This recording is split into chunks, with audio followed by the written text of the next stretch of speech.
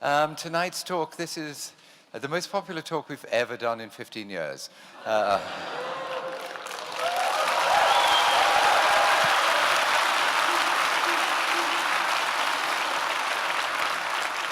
Tonight is the third, so it's been a weekend of Jordan Peterson, which has been a huge pleasure. For anyone who doesn't know him, and last night I think it was one babe in arms, and tonight it's probably my mother. He was associate professor at Harvard University and is now the professor of clinical psychology at Toronto. His first book was a huge success. It revolutionized the psychology of religion, and his latest book, The 12 Rules of Life, is set to do exactly the same. Rules of Life. So without further ado, please welcome one of the world's great public intellectuals, Jordan Peterson. Thank you.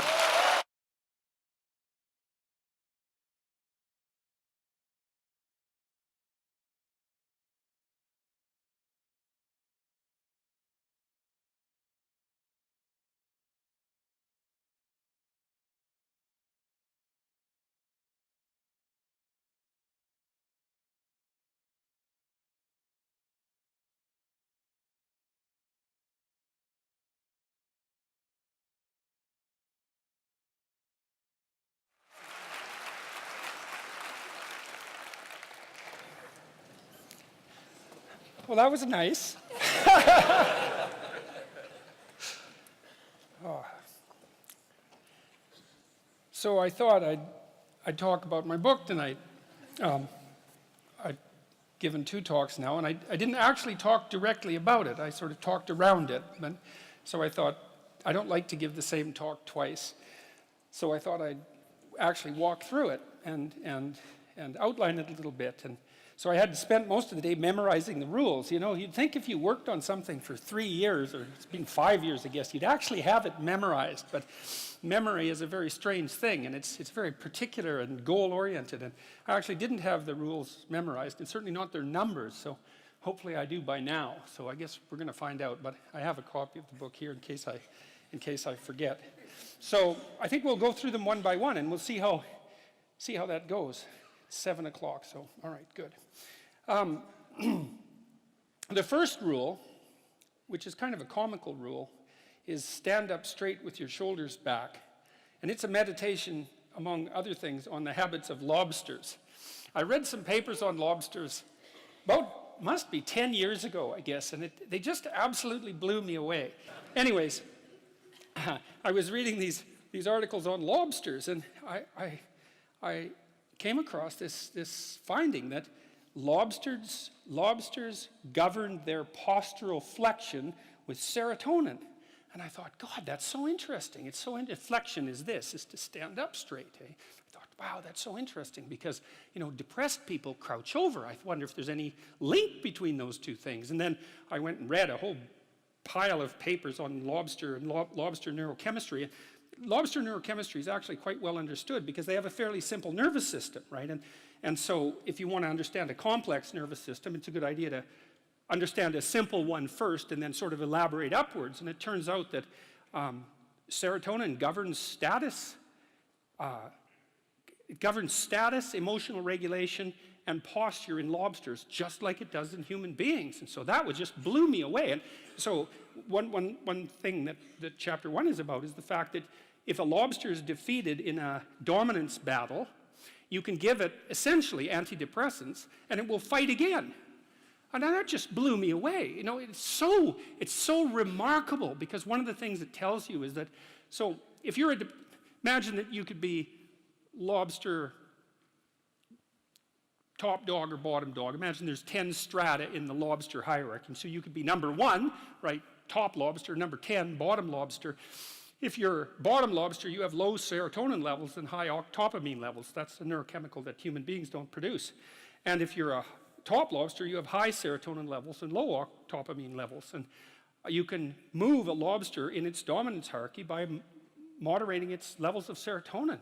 And I thought that's so interesting because what it means is that the counter that keeps track of our status, and we have a counter in a sense in our minds that keeps track of our status, is 1/3 of a billion years old.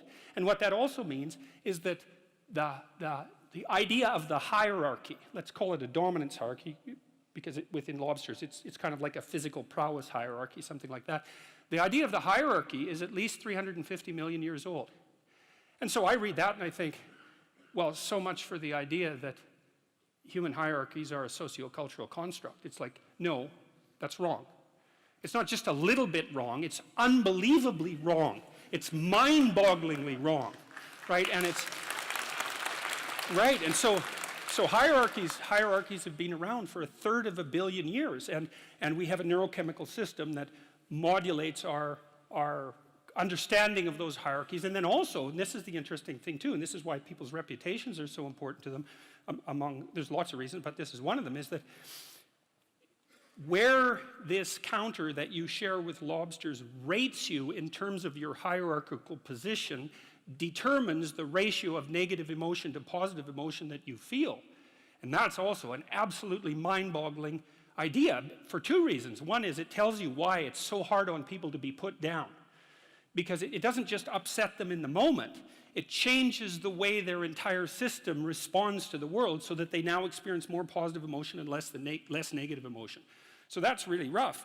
And then there's a corollary to that too, which is like, there's a very tight relationship between your belief system and your dominance hierarchy position. It's complicated, but it's worth going through. Like, let's say that, so I have a certain amount of status as a professor, and I have the, let's call it the what would you say? I've been granted the entitlement to a certain position in a social hierarchy. Now, the question is, why do I have a valid claim to that position? And the answer, hypothetically, is because I know enough so that my claim to the position is valid. So then if you stand up in the audience and challenge my beliefs and show that I'm wrong, you might say, well, I get upset because I'm wrong, but the more accurate reason that I get upset is because you're indicating to the crowd that my position in the hierarchy of authority is invalid. And by doing that, you lower me in the hierarchy and you mess around with the neurochemical systems that are regulating my emotions. And so if you're interested, at least in part, in why people are so prone to defend themselves and their beliefs in the service of their position, then that's why. And so that's a great example of how you can learn these unbelievable things by stumbling across a rather obscure biological fact. It just, what would you say? It's like a series of dominoes. And that's also why biological facts are so useful. It's like, we don't have to argue about whether or not social hierarchies, as I said, or hierarchies are social constructs. A given hierarchy is influenced in its structure by sociocultural conditioning, let's say, but the fact of the hierarchy, so like the part of your brain that detects and regulates your response to hierarchies is older than the part of your brain that recognizes trees. Like, it's old. It's really, really fundamental. And so, and almost all social animals organize themselves in hierarchies, because now the other thing that chapter 1 is a bit of a meditation on what might constitute a hierarchy. One of my business colleagues, a former student of mine from Harvard, very, very smart guy. He's got a graduate degree in engineering from MIT and a PhD in psychology from Harvard, so there's like one of him in the whole world. And he's a very smart guy. And he helped me design the self-authoring suite, by the way, and he's been working for about 20 years on that. That's a suite of programs that helps people write about their lives and straighten them out. He told me to stop using the word dominance hierarchy. And he said the reason for that was that it was infested with Marxist presuppositions. And it really bothered me when he first said that, because I've been using the word for years, dominance hierarchy. He said, we had a discussion about that. He said, well, it's predicated on the idea that you climb up the hierarchy, human hierarchy, as a consequence of the expression of power. It's like, that's wrong. You climb up valid hierarchies as a consequence of the expression of competence. And that's actually technically right. He was exactly the right person to tell me that, because he had done his PhD on what predicts success in Western hierarchies. And the answer is quite clear.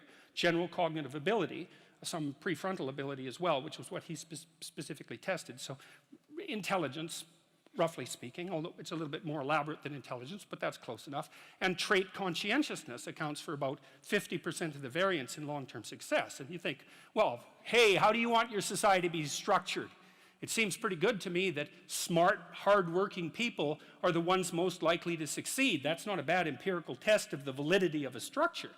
especially given how much vagary there is in life. Lots of random things happen to people, but it's better to be born 3 standard deviations above the mean in intelligence in the West than it is to be born 3 standard deviations above the mean in wealth in relationship to where you'll end up when you're 40.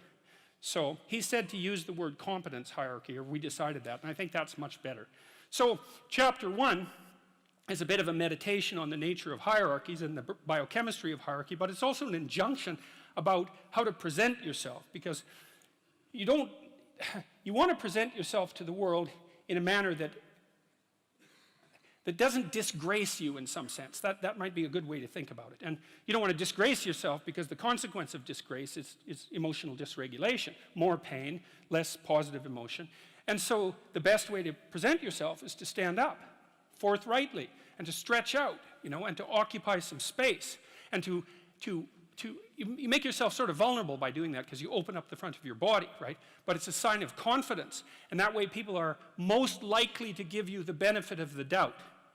And that's a good way to start regulating your mood. But not only does it directly regulate your mood to stand up, because it's so tightly associated, like posture reflection is associated with serotonin and emotional regulation, but also because if you straighten up and you present yourself in that manner, then other people are more likely to take you seriously. And that means they'll start treating you as if you're a number 1 lobster instead of a number 10 lobster. And that's another way that you can at least give yourself the bloody benefit of the doubt, right? And confront the world in a courageous manner. And that's a really good way of figuring out how to establish yourself in multiple competence hierarchies, because one of the general rules of thumb about how to be successful is to confront things that frighten you forthrightly and with courage. And that's kind of a universal strategy for success.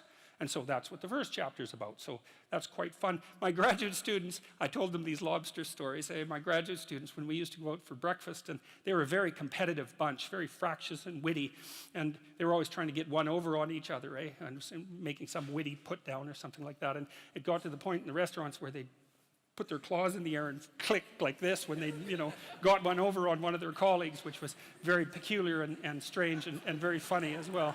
So that's rule number 1.